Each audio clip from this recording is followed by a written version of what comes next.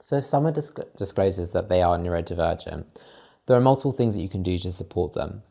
First of all, it's about making sure that you have that conversation with them. You want to make sure that you are creating that space for them to talk about their neurodifference, the challenges that they're experiencing, and also about how you can work ways to support them.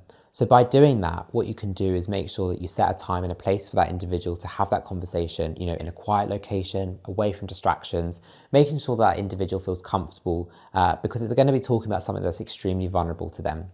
It's also important to remember to do your research as well. Make sure that you're aware of the neurodifference that they're referring to, any sort of common practices that could be put in place, referring back to any training that your employer may have provided to you or that you have engaged with across your organisation.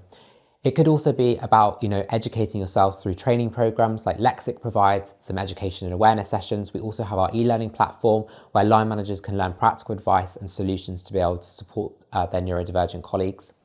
And from that conversation, you want to ensure that you are taking on board and listening to that individual actively.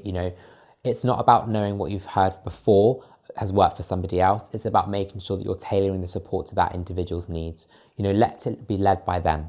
And what I mean by this is that you're going to make sure that the support is going to be tailored to their needs. What we can do as well is make sure that we are being proactive in that conversation, but also understanding as well, because you may not get all the answers in one conversation because this is a vulnerable topic. And some individuals might feel extremely uncomfortable being this vulnerable at that time. And that's okay. Just make sure that you support them throughout their journey because any support is still support.